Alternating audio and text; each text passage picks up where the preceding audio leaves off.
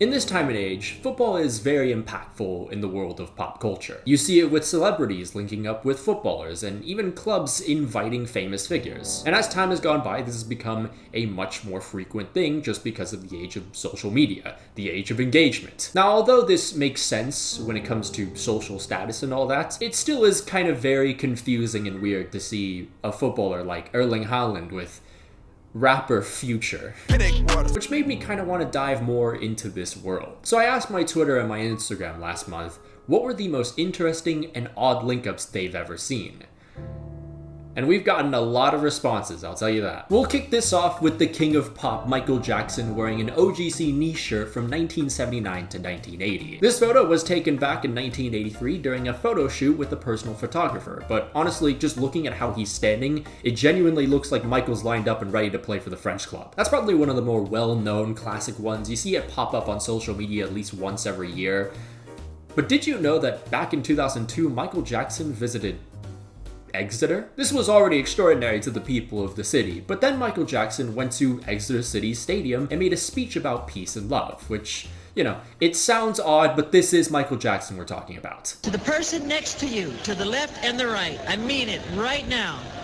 Go ahead, don't be shy, do it. Tell the person next to you that you care for them. Tell them that you care for them. Tell them that you love them. And yet somehow, it gets weirder. In 1999, Michael Jackson went to Craven Cottage to watch Fulham vs Wigan Athletic. Why was he here? Because he was close friends with Fulham chairman at the time, Mohammed Al Fayed. And 12 years after, Al Fayed commissioned a statue of Michael Jackson, which was unveiled just outside the stadium.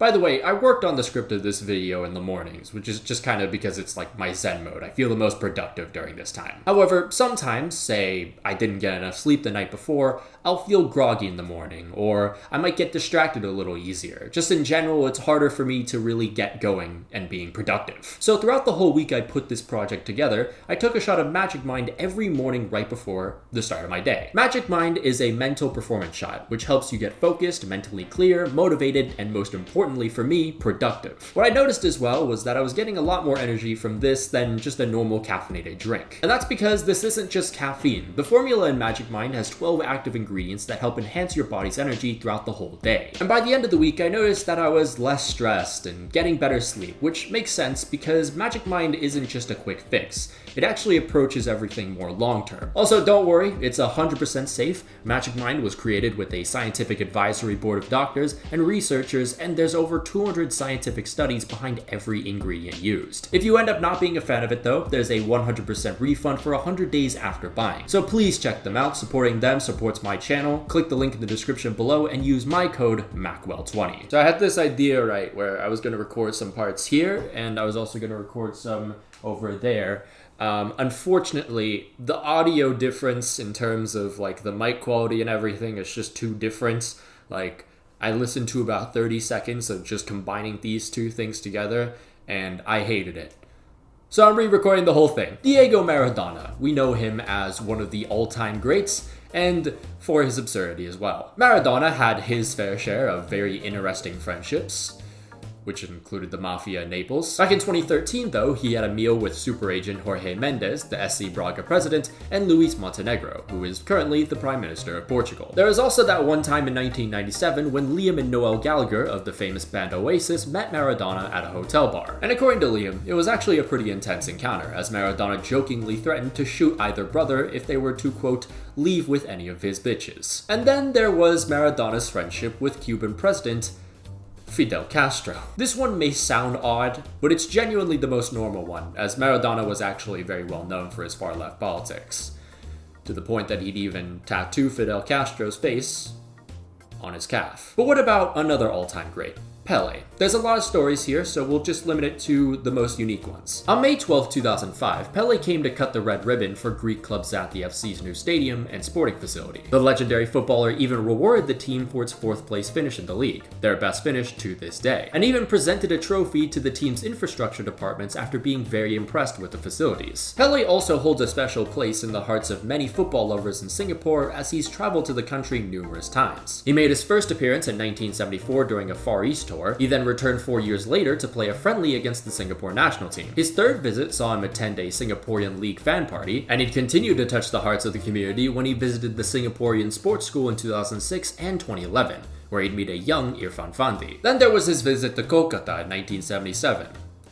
And this had the polar opposite effect. Initially, it started with the whole country in a frenzy as they surrounded Pele's plane and he would practically be locked up in his luxury suite due to the swarm of people waiting for the chance to see him. However, after playing in a pretty underwhelming friendly, it's like everyone turned on him. Those frenzied crowds were no more, and there were even fans joking that a fake Pele had been brought to Kolkata. I will say though, it does seem like things have been forgiven since that encounter. Now this section I would like to call the football collabs.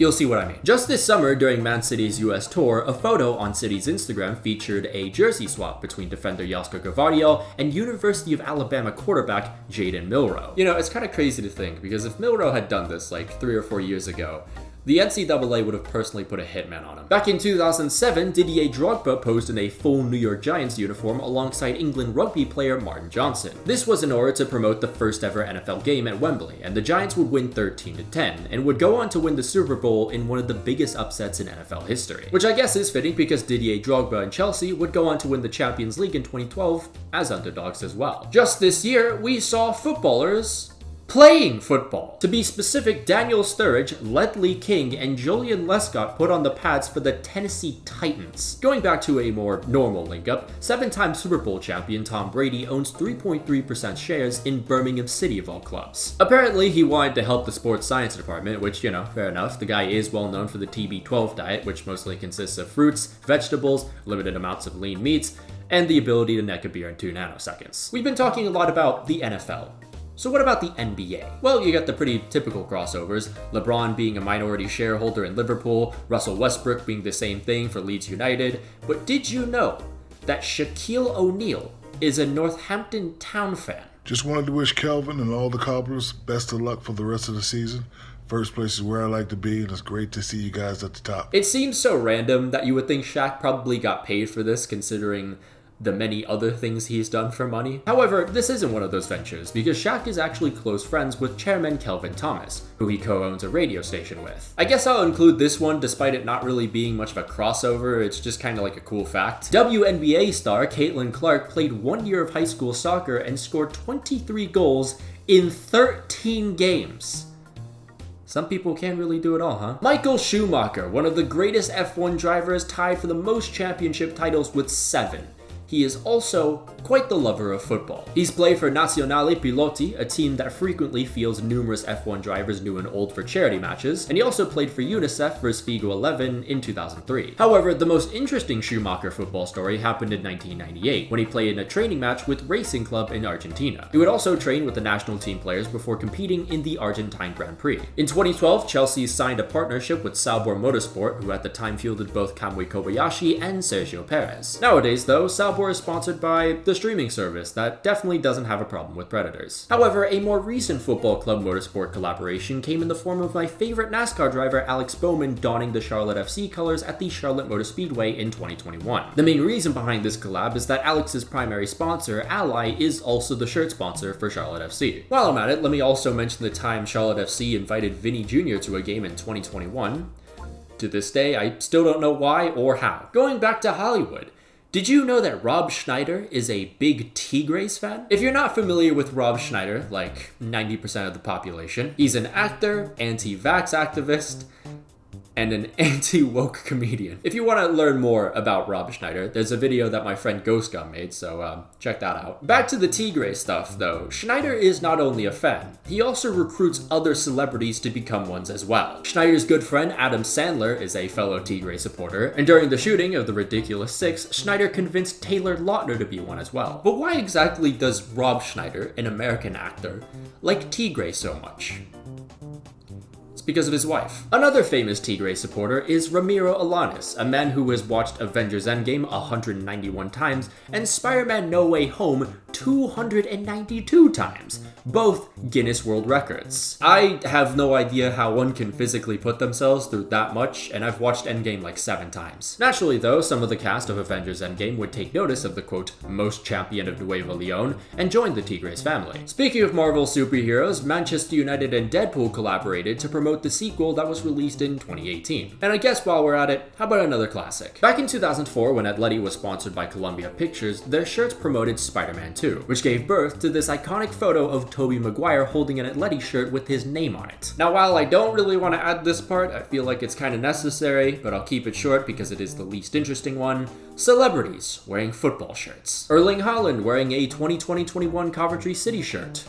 For some reason. Another confusing one, Francis Ngannou wearing both Watford home and away shirts from 2021-22. Rivers Cuomo, the guitarist from the band with the funny blue cover, owns a Veracruz shirt from 1992. The story behind the shirt goes back to when Rivers was on a backpacking trip through Mexico. With barely any money, he took a bus to Veracruz where an 11-year-old and his family provided Cuomo some warm hospitality. The boy then gifted the shirt, which Cuomo now wears to remind himself of the kindness we all harness within ourselves. This shirt is also quite a relic of time, as Veracruz just recently dissolved back in 2019. English singer and songwriter Morrissey once wore a full Chivas USA kit.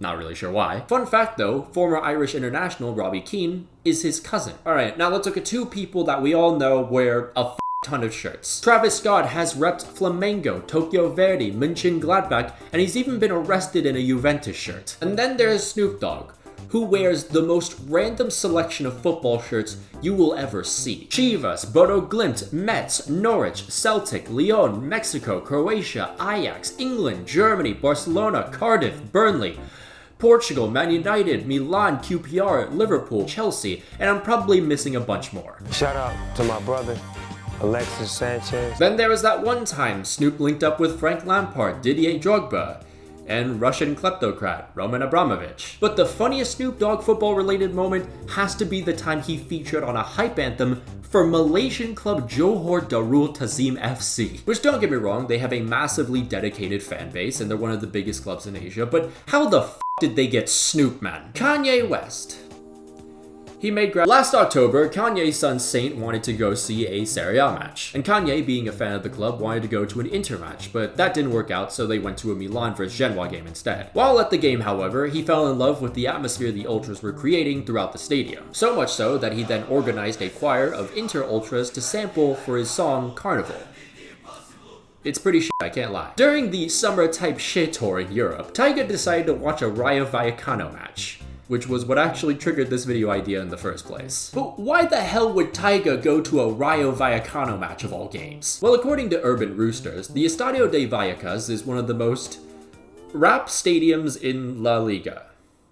Okay, so I'm gonna have to do a little more digging now. So, after a little bit of research, I found out that there's actually a pretty big underground rap scene in the Vallecas, or how they spell it over there, Vallecas with a K. There's this one forum post I found on the official Ultras website, which just shows a bunch of pictures of people, you know, rapping. I also found some artists like La Valleca Sound System and Vallecas Gamer. Continuing on with rappers, Kendrick Lamar is unfortunately a Spurs fan. In 2017, he did an acceptance speech for an award wearing a Spurs polo shirt. And then in 2012, he was at the Emirates with his little cousin and famous rapper Baby Keem, who is an Arsenal fan. Baby Keem also once streamed a FIFA 15 career mode playing as Stoke City.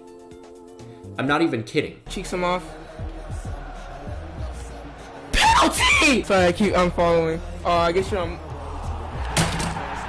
The game just wanted them to win! Going back to K-Dot though, in 2019, while in Argentina to perform at Lollapalooza, a huge music festival, Kendrick took the opportunity to visit La Bombonera, the home of Boca Juniors, and he'd even chill with some locals. What a guy. Carlo Ancelotti attended a Vancouver Whitecaps game in 2015. This sounds very out of the ordinary, but it really isn't, as his wife is a Vancouverite herself. Because of this, Ancelotti has actually lived in Vancouver in between his shifts in Europe, and because of this, he's grown a soft spot for Canada to the point that he's considered them his second team. And you know, I can't really blame him. Vancouver is a beautiful city. If you have money. Don't go to East Hastings. This picture of Leo DiCaprio in a Santos Laguna shirt tends to make the rounds each year. The photo was taken during the shooting of the Titanic movie, which, if you didn't know like me a few days ago, was shot in Baja, California. Mexico. Emily Blunt and I were in Berlin to promote our movie Fall Guy, and in the process, we encountered a couple Bayern Munich players. You guys remember the Weasley twins from the Harry Potter series? Well, I don't, because I've never watched Harry Potter. But did you know that the actors who played that iconic duo are Valencia fans for some reason? Borussia Dortmund has done a ton of collabs as of late. Most notably, there was the one with WWE this summer, which saw a bunch of Dortmund players meet Sheamus. And then they also did a collaboration with One Piece in Osaka during their Asia tour because Karim Adeyemi is a big fan of the anime. Dortmund also lost 4-0 to Bangkok Glass during that tour. Oh, and let's not forget about that time Dortmund collabed with the defense contractor that kills Palestinian children. Going back to the WWE though, there's actually been a lot of moments between footballers and wrestlers. When WWE went to London in 2007, Shane McMahon, the guy with this theme, Here comes the money. There's also that time in 2015 when Wayne Rooney slapped Wade Barrett. In 2019, Raul Jimenez put on a Sin Cara mask after scoring for Wolves in the FA Cup semis. A month later, Raul then met the Mexican wrestler himself. And I feel like even though this is like beating a dead horse, you can't really make a video without mentioning John Cena being a Spurs fan. But what about world leaders like Bulgarian President Rumen Rada visiting the Santiago Bernabeu in 2022? And you guys remember LMFAO? If you don't, I don't want to remember the fact that I'm getting older. Get the f*** off my channel. Red Fu, one half of the former group, was in Melbourne for the Australian Open. He also went to a Melbourne victory game. Speaking of one-year wonders, Macklemore. Macklemore is friends with Joe Tacopina, who has been a lawyer known for his high-profile clients like Alex Rodriguez, Michael Jackson, A$AP Rocky, and even Donald Trump until, I shit you not, he gave up on the former president. Tacopina has also owned numerous clubs including Roma, Venezia, and Bologna. And because of his friendship with Macklemore, the rapper has visited Bologna on 2 separate occasions. Macklemore also played FIFA 13 against Marco Di Vaio during the MLS All-Star Weekend in 2013. Central C, for some reason, was with Wolverhampton Wanderers Totti Gomez this summer. If I had to guess, they probably met up in Portugal when Central C was performing at Afro Nation 2024. Last year, Stacey performed in Dallas, Texas, and to celebrate the city's Major League Baseball team making it to the World Series, the K-pop group wore Rangers jerseys. And they were the wrong ones. This then prompted one of the most unlikely of collaborations to ever occur, with Rangers FC inviting the girls to the Ibrox. Pretty wild stuff. Doesn't even come close to the time One Direction did trials at Newcastle United. In 2013, the boy band was in Newcastle for 3 nights to perform. When they weren't performing though, the band was usually just stuck in their hotel rooms because of their fans camping outside. We love parasocial relationships. So another man by the name of Tony P, who was on the road with them, asked fellow friend and manager of Newcastle United, Alan Pardew, if he could bring the boys to a training session. Pardew said yes. So next thing you know, you saw Hatem Ben Arfa and others playing against One Direction and a couple security members. This was probably not the best idea though, because 2 days later, Newcastle lost on aggregate to Benfica, and then 3 days later, they lost 3-0 to rival Sunderland. Homelander is a Palmeiras supporter.